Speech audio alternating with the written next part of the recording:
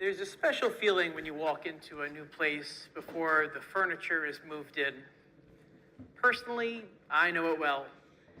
Since moving to New Jersey in 2022 to serve as your assistant rabbi, this has actually been the longest time I've spent living in the same space, in the same apartment.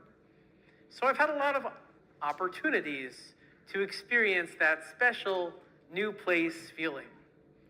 The rooms are empty. Each step has an echo, and things feel open and unfinished. It's not quite home yet, but it could be. It's easier when you're not a bachelor. But here, the space is full of possibilities. And that's what today feels like. Yom Kippur is our spiritual move-in day. Thank you.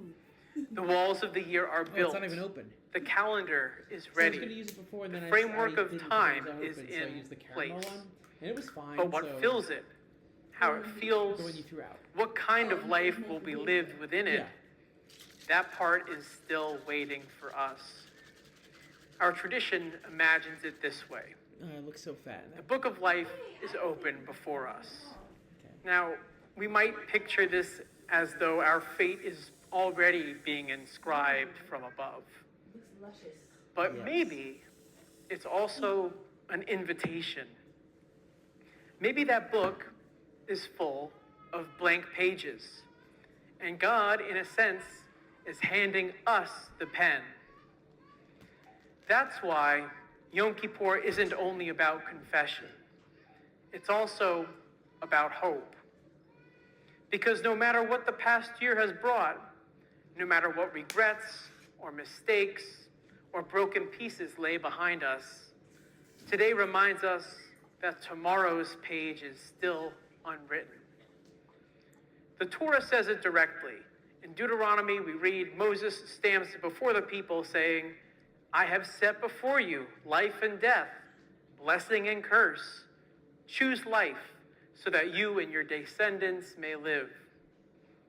It's as if Moses is saying, the page is before you, blank, waiting.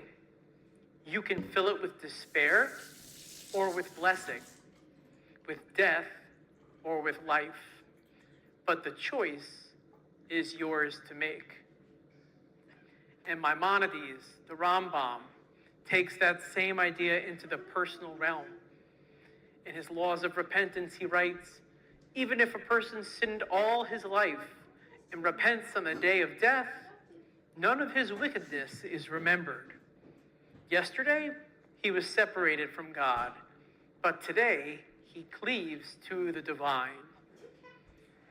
Yesterday, he cleaves to the divine. Today, he cleaves to the divine. In other words, even if every page behind you feels marked and torn, the very next one is still blank. Change is always possible. That's the challenge of Yom Kippur. Do we believe that? Do we believe that tomorrow doesn't have to be yesterday repeated? Do we believe that the pen is still in our hands? Well, the prophet Isaiah offers an answer. He says, those who hope in Adonai shall renew their strength. They shall mount up with wings as eagles. They shall run away and not grow weary. Hope, Isaiah insists, is not just an emotion. It's an energy. Hope is what lifts us when we're tired. It's what gets us running again when we've been stumbling. It's what convinces us that even when one chapter ends, another is waiting to begin.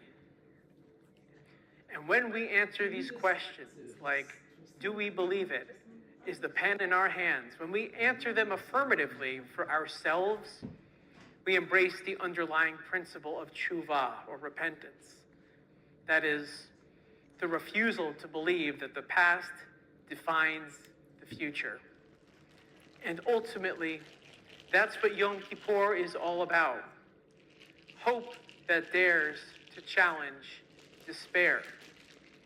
You might even call it a kind of defiant hope. A hope that says, The story isn't over. The page is still blank. Yes, it's And very I good. still get to write. And if defiant hope can renew the strength of one person, it surely can renew the strength of a people. And that's why Israel's story belongs in our heart today. The state of Israel is the most dramatic act of Jewish peoplehood in our time. A people choosing again and again to live by defiant hope. Its very existence embodies this attitude and serves as a living example for us all. Think of the waves of Aliyah, each a story of blank pages being written anew. Like in the 1980s and 90s, Ethiopian Jews walked barefoot through the desert of Sudan. Families who had lost so much still held on to hope that they would reach Jerusalem. When the planes of Operation Moses and Operation Solomon finally carried them to Israel, it wasn't the end of their story. It was a blank page, beginning life in a land they had dreamed of but had never seen. In those same years, Soviet Jews poured out of a system that had erased their Jewish identity. Many had never seen a Torah scroll, never celebrated a bar or bat mitzvah. Arriving in Israel, adults sometimes stood at the bima to read Torah for the first time, as if saying, the old chapters are closed. Now we will write a new one. And even today, Ukrainian Jews are still fleeing war and displacement, some arriving in Israel with little more than a suitcase, starting again, building lives in a place that is at once foreign and home. Each of these instances is Israel hoping in defiance. Not naive optimism, not pretending the past didn't happen, but the refusal to let despair have the final word. David Ben-Gurion once said, in Israel, in order to be a realist, you must believe in miracles. He didn't mean miracles fall from the sky. He meant that Jewish realism is built on hope, a hope that refuses to quit, a hope that writes new chapters when the world says the story is finished. And Israel's story is not only about survival, it's about renewal. It's about a people reviving Hebrew from ancient text to living speech. It's about building cities and universities, planting forests and vineyards, developing cures and technologies that benefit the globe. It's about writing new words into the Jewish book, words of creativity and words of life. Of course, Israel's story is complicated. No story is without its struggles, its imperfections, and its challenges. But that's the point. The pages are still being written. Renewal, in any case, is never clean or easy. It's messy, it's real, and it's human. And it is ours. And that is what Yom Kippur asks of us, to believe that renewal is possible for each of us and for all of us. So, what blank pages lie before you this year? Maybe it's repairing a strained relationship. Maybe it's forgiving yourself for something you've carried too long. Maybe it's choosing to show up more fully for the community, to add your words to the collective story we are writing here. And it's not just personal. As a congregation, as a collective Jewish people, we are also holding the pen. What story will we tell this year? Will it be one of division or of unity? Will it be one of fear or of defiant hope? Yom Kippur insists we get to choose. And that's why we end this day not with silence, but with a final prayer, a final cry, a final affirmation of life. The gates may close, but the story doesn't.